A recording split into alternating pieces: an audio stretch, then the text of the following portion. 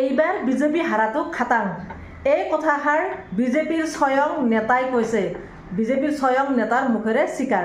নমস্কাৰ সকলোকে, মোৰ অন্য এটি নতুন ভিডিঅ'লৈ আপোনালোকক স্বাগতম জনাইছোঁ। আশা কৰোঁ আপোনালোক সকলোৱে ভালে আছে। এইবাৰ যিটোকে নিৰ্বাচন হৈ গ'ল, এই নিৰ্বাচন হোৱাৰ ফলাফল দিব 4 মে' তাৰিখে, আৰু 4 মে' আহিব আৰু কেইদিনমান বাকী মাত্ৰ। এতিয়া সকলো প্ৰাৰ্থী অংক কৰাত ব্যস্ত। সকলোৱে অংক কৰিছে, যিটোকে নিজৰ সমষ্টিত নিজে ঘূৰিছে, গম পায় কোনে কিমান ভোট পাব। সেয়েহে বেলেগ কথা নকওঁ, কমলপুৰ সমষ্টিৰ কথাকে আজি কওঁ। কমলপুৰ সমষ্টিত তিনিকোণীয়া যুদ্ধ হৈছে, তিনিকোণীয়া প্ৰতিদ্বন্দ্বিতা হৈছে। এতিয়া তিনিকোণীয়া হ'লে বিজেপিটো দুটা ভাগ হৈ যাব। বিজেপিৰ প্ৰাৰ্থী খেলিছে দিগন্ত কলিতা, আৰু বিজেপিৰ প্ৰাক্তন বিজেপি এজনে খেলিছে অংকুৰ দাস, আৰু ইপিনে কংগ্ৰেছৰ ফালৰ পৰা খেলিছে সত্যব্ৰত কলিতা। তিনিকোণীয়া যুদ্ধ, তাতে তিনিকোণীয়া যুঁজ এখন হ'ব গৈ আছে কমলপুৰত।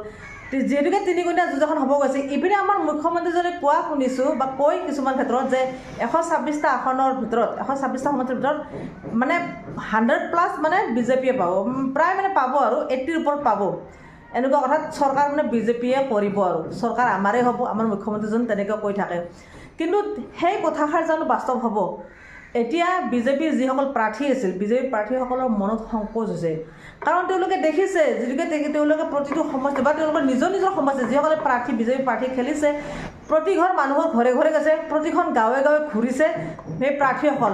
বিজেপি কি, কংগ্ৰেছ কি, যাৰে কথা নহওক, যোন প্ৰাৰ্থী নহওক, প্ৰাৰ্থীসকলে খুব ভালকৈ জানে সমষ্টিটোত কিমান ভোট পাব, সমষ্টিটোত কোন জিকাৰ আশা বেছি। তেওঁলোকে ঘূৰে যিটোকে সকলো কথা গম পাব, কিন্তু মুখ্যমন্ত্ৰী কি জানিব? তেওঁ থাকে তাতে, হয়তো এদিন সভা কৰিবলৈ আহে এটা সমষ্টিত, কিন্তু আহিলেও তেখেতে কেইজনমান মানুহ দেখিয়ে অংক কৰিব নোৱাৰে। সেইকাৰণে তেওঁ কয়, মানুহক আশ্বাস দিয়ে, বিশ্বাস নহয়, আশ্বাস দিয়ে যে আমি চৰকাৰ গঠন কৰিম। কিন্তু সেই কথাত বিজেপি প্ৰাৰ্থীসকল একমত নহয়, কাৰণ বিজেপি প্ৰাৰ্থীসকলে যিটোকে সমষ্টিটো ঘূৰে গম পাইছে। এতিয়া আমি কমলপুৰ সমষ্টিত যদি ক'ব যাওঁ, দিগন্ত কলিতাই নিজে কৈছে এইবাৰ চিপৰাং হ'ব, চিপৰাং ভোট মাৰিব। কাৰণ কিয়? চিপৰাং কংগ্ৰেছৰ দিনত হোৱা শুনিছিলে বোলে, সকলোৱে কৈ থাকে চিপৰাং আমি কংগ্ৰেছৰ দিনতহে শুনিছিলোঁ, কিন্তু এতিয়া বিজেপি ভিতৰ চৰাটো হ'ব ধৰিছে চিপৰাং। আৰু এই চিপৰাং মাৰাৰ কাৰণে হয়তো কংগ্ৰেছৰ জয়ী এতিয়া নিশ্চিত হৈ পৰিছে। কিন্তু বিজেপি যে এইবাৰ হাৰিব, এইবাৰ যে 2026ত যে বিজেপি চৰকাৰখন নাহে, এই কথাটো স্পষ্টকৈ কৈ দিলে বা স্পষ্ট হৈ পৰিছে বিজেপিৰ ফালৰ পৰা। অসমৰ ৰাইজক এতিয়া মুখ খুলি ডাইৰেক্ট ক'ব পৰা নাই, কিন্তু বিজেপিৰ নেতাসকলে স্পষ্টকৈ ক'ব গৈ আছে যে এইবাৰ চিপৰাং ভোট হ'ব, চিপৰাং হ'বই। কাৰণ বিজেপিৰ প্ৰায় প্ৰাক্তন বিজেপিখিনি ওলাই আহিছে, আহি তেওঁলোকে নিজাকৈ খেলিছে নিৰ্দলীয়াকৈ, আৰু কং বিজেপিখিনি তাতে আছে। দিগন্ত কলিতা এটা সময়ত বোলে কংগ্ৰেছতেই আছিল, আৰু কংগ্ৰেছত থাকোঁতেও তেখেতে চাগে চিপৰাং মাৰিছে সম্ভৱ। সেইকাৰণে যে বিজেপিত খেলিছে, এতিয়া তেখেতে অনুমান কৰিছে চিপৰাং মাৰা মানুহ তেখেতে খুব ভালকৈ চিনি পায়। আজি দিগন্ত কলিতাই কৈছে যে দিনত যিখিনি মানুহ মোৰ লগত থাকে, সেইখিনি মানুহ আকৌ ৰাতি হ'লে বেলেগৰ ওচৰত যায়, বেলেগৰ তাত যায়, আৰু নিশ্চয় চিপৰাং হ'ব। তাৰমানে তেখেতে কি বুজাইছে? তেখেতে সম্ভৱ চিপৰাং মাৰিছিল চাগে কংগ্ৰেছত থাকোঁতে, আৰু সেইকাৰণে চিপৰাং মৰা মানুহখিনি স্পষ্টকৈ চিনি পাই যদিও কৈছে। এতিয়া তেখেতে নাম ধৰিও ক'ব পৰা নাই, নাম্বাৰ দিব, চিপৰাং 1, চিপৰাং 2, চিপৰাং 3, এনেকৈ নাম্বাৰ দিব। তাৰমানে কি, চিপৰাং যে মাৰিব, কমলপুৰ সমষ্টিত যে বিজেপি হাৰিব, এইটো খাটাং। এতিয়া সত্যব্ৰত কলিতাৰ জন্ম জয় হ'ব গৈ আছে। সত্যব্ৰতে জয় হ'ব, সত্যব্ৰত কংগ্ৰেছে জিকিব, সেইটো খাটাং। অকল কমলপুৰ সমষ্টিতে নহয়, যিমানখিনি গম পাইছোঁ আপোনালোকে জানে, দিছপুৰ সমষ্টিত তিনিকোণীয়া যুঁজ আছে, কং বিজেপি, প্ৰাক্তন বিজেপি আৰু কংগ্ৰেছ, মীৰাবৰ ঠাকুৰ, জয়ন্ত দাস আৰু প্ৰদ্যুৎ বৰদলৈ। এতিয়া চাওক, বিজেপিৰ ভিতৰ চৰাত বিসম্বাদৰ নিচিনা এটা কথা ওলাই আছে, আৰু চিপৰাঙৰ কথা ওলাই আছে। চিপৰাংটো হ'বয়ে, তিনিকোণীয়া যুঁজ হ'লে চিপৰাং হোৱাটো ফাইনেল। এতিয়া দিছপুৰ সমষ্টিতো বিজেপি যে হাৰিব, এইটো কথা খাটাং। অসমৰ ৰাইজে বুজি পাইছে। দিছপুৰ সমষ্টিত প্ৰদ্যুৎ বৰদলৈ এটা ৰাতিৰ ভিতৰত আহি গেৰুৱা বসন কৰি পিনে বিজেপিৰ কথা তেওঁ একোৱেই নাজানে, তেওঁ বিজেপিৰ হৈ ভোট খুজিলে ভোট পাব জানো? তেনেকুৱা কথা। এতিয়া আমি জানো বিহপুৰীয়াটো ধৰক ৰামভূঞা জিকাটো খাটাং হৈ পৰিছে কংগ্ৰেছৰ ফালৰ পৰা।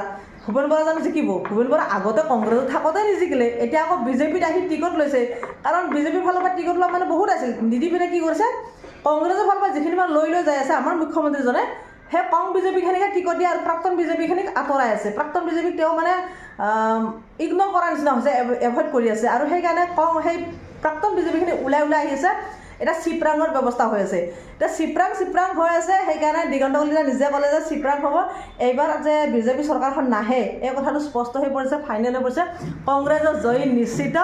এইবাৰ 2026ত গৌৰৱ গগৈ মুখ্যমন্ত্ৰী হ'ব, আৰু এই কথাটো গম পাব আপোনালোকে অসমৰ ৰাইজে অপেক্ষা কৰিব লাগিব 4 মে তাৰিখলৈকে 4 মেত অপেক্ষা কৰক গম পাব আৰু সিদিনা কাৰ জয় কাৰ পৰাজয় গতিকে আমাৰ মুখ্যমন্ত্ৰীজনে অংকটো কৰিছিলে যে বহুতখিনি আসন পাম বা বহুতখিনি আমি সমষ্টিত জয় লাভ কৰিম আমি চৰকাৰ গঠন কৰিব পাৰিম কিন্তু আশা হৈ থাকিব তেখেতৰ আশাত চিচা পানী পেলাব কিছুমান মানুহে উপায়টো নাই কাৰণ তেখেতে কিছুমান যেতিয়া মুখ্যমন্ত্ৰী আহিলে তেতিয়া বিজেপি জয় জয়ময় হৈ গ'ল চাৰিওফালে জনপ্ৰিয়তা বাঢ়ি গ'ল কিন্তু মুখ্যমন্ত্ৰীজন আহি কংগ্ৰেছৰ পৰা বিজেপিত আহিয়ে তেওঁৰ হয়ে বায়ে কং হৈ আছে মানে কংগ্ৰেছী মানুহখিনি আনি আছে সদায় আনা নিচিনা কংগ্ৰেছৰ ফালৰ পৰা আনি সেইখিনি মানুহে বিধায়ক পাতিব সেইখিনি মানুহক মন্ত্ৰী পাতিব সেইখিনি মানুহক টিকট দিয়ে আৰু প্ৰাক্তনখিনি কি হয় তাত মানে স্থান নাইকিয়া হৈ গৈছে প্ৰাক্তনখিনিৰ আৰু স্থান নাইকিয়া হোৱাৰ লগে প্ৰাক্তনখিনি ওলাই আহি আছে ওলাই আহোঁতে বিজেপিৰ নীতি আদৰ্শ একেবাৰে নাইকিয়া হৈ গ'ল এই কথাখিনি বিজেপিৰ মানুহে নহয় অসমৰ ৰাইজে খুব ভালকৈ বুজি পোৱা হৈছে আৰু সেইকাৰণে এতিয়া বিজেপিত বিসম্বাদৰ সৃষ্টি হৈছে ভিতৰি বিজেপিত চিপৰাং ভোট হৈছে চিপৰাং ভোট হোৱাৰ লগে লগে এইবাৰ কংগ্ৰেছৰ জয়ী নিশ্চিত